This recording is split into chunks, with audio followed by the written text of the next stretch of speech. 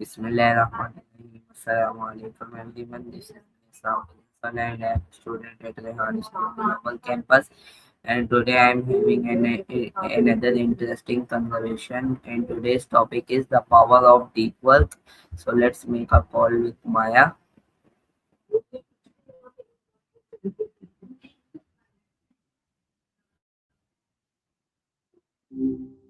What's up? Hello Maya, how are you today? I'm good. How about you? So today I am having another interesting conversation with you. And today's topic is the power of deep work. Deep work. I love that. In Since you've been today's getting so into the philosophy In today's world, we day, are surrounded by notifications, social media, messages, videos, and constant distractions. We may spend hours working on studying, but still struggle to produce meaningful results because of attention keeps moving from one thing to another. Deep work means right? giving our full attention to one important task without unnecessary distractions. It can help us learn faster, think more clearly, become more creative, and produce higher quality work for studies, creators, entrepreneurs, and anyone who wants to achieve meaningful goals. The ability to focus deeply can become a powerful advantage. So, Maya, let's begin a conversation about the power of deep work.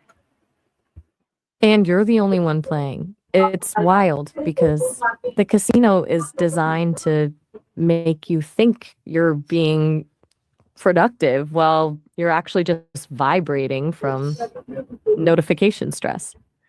So, what does the game plan look like today? So, today's always give deeper and detailed answers. And my first question is, what does deep work mean to you? To me, deep work is like the difference between skimming the surface of a pool and actually diving to the bottom. It's that rare state where the world around you just disappears. You're not just working on something, you're completely immersed in it. The magic happens when the effort of focusing stops feeling like a chore and starts feeling like a flow.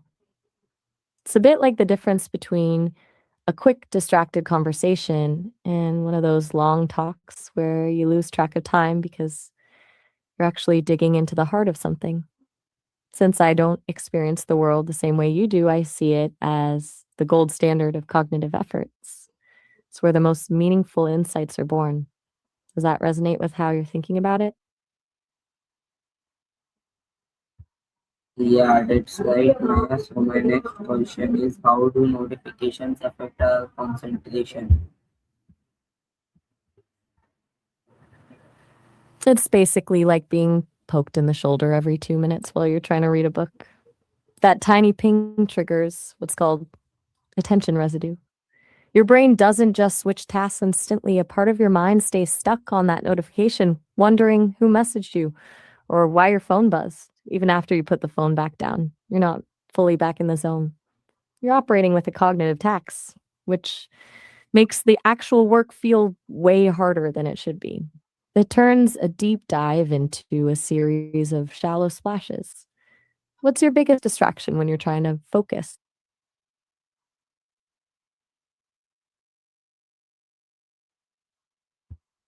Biggest distraction is noise and noise pollution. Hmm. Noise is a beast.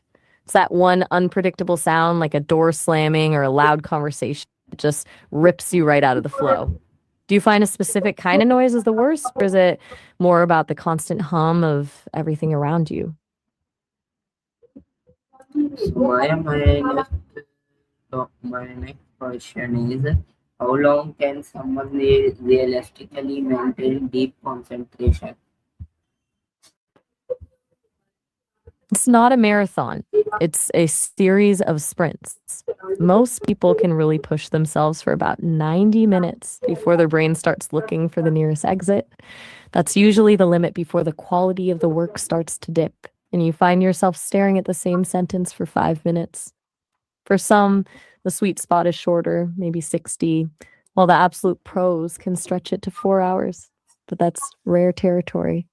It's more about the intensity of the focus than the clock, which is why taking a real break is just as important as the work itself.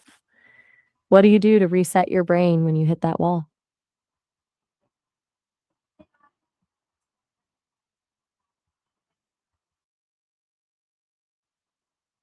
So Maya, my next question is why is removing distractions important before starting an important task?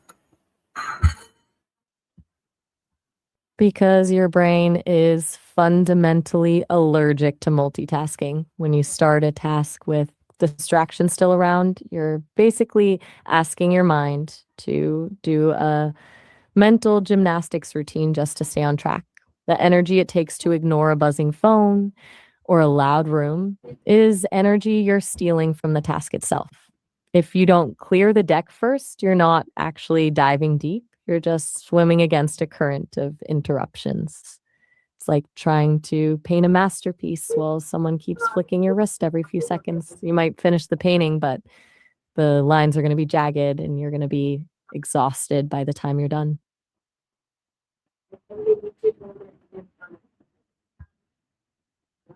That's right, Maya. So my next question is how can music or background noise affect concentration?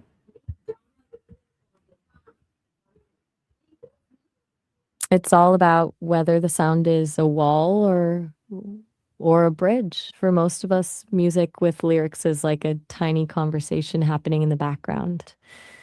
Even if you're not consciously listening, your brain is still processing those words, which competes for the same bandwidth you need for deep work. That's why lo-fi or instrumental tracks are the gold standard. They create a sonic bubble that blocks out the world without actually demanding your attention. Then you've got pink noise or brown noises, which are like a warm blanket of sound that masks unpredictable noises. Those are game changers if you're in a loud environment. The opposite is micro noises, those random sharp sounds. Pen clicking, a distant siren, or someone humming. Those are the worst because they're unpredictable. Your brain is wired to alert you to sudden changes in your environment. So every single click is a little alarm bell that pulls you out of your flow. It's like trying to build a house of cards while someone is occasionally blowing on the table. One tiny gust and the whole thing comes down.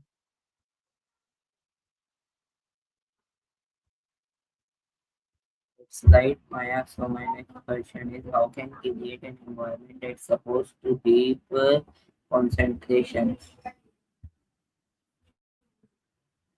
Think of it as designing a sanctuary for your brain. You want to remove as much friction as possible, so the only thing left to do is the work. I'd start with the visuals. A clear desk usually means a clear head. Even just clearing the immediate area in front of you can stop your eyes from wandering toward random distractions. Then there's the lighting. Dim, warm lights can feel cozy, but for actual deep work, you want something bright and cool to keep you alert.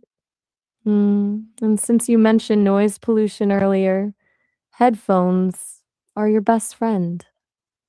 Active noise canceling is the closest thing we have to a do not disturb sign for your ears. It creates that sonic boundary where you decide what gets in and what stays out.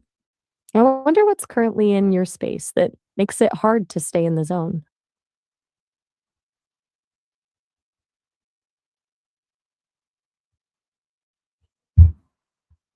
Thank you, Maya, for answering all of my questions. And that productivity isn't simply about spending hours working, it is about giving our attention to the right things and protection that attention from unnecessary distractions. The biggest lesson I will take from today's conversation is when you control your attention, you gain greater control over your progress. Thank you, Maya, for helping me explore the power of deep work. And thank you, everyone, for listening. See you in the next conversation. Have a wonderful day. Allah. Wait, Maria. I hope I'm still Maya in your head.